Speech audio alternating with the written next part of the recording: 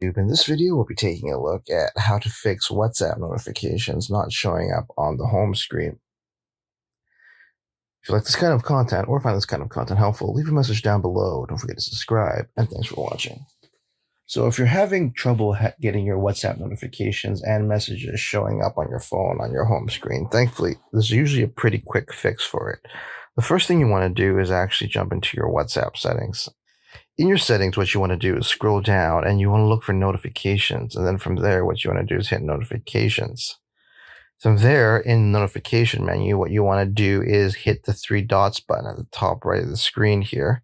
And then you want to hit reset all notification settings. And then you'll see that this will reset all notification settings, including custom notification settings for your chats.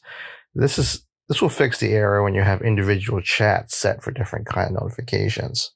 Once you hit reset, this should go back to the default notifications on your home screen. And there you have it, everyone. Just a quick fix for WhatsApp notifications on your phone.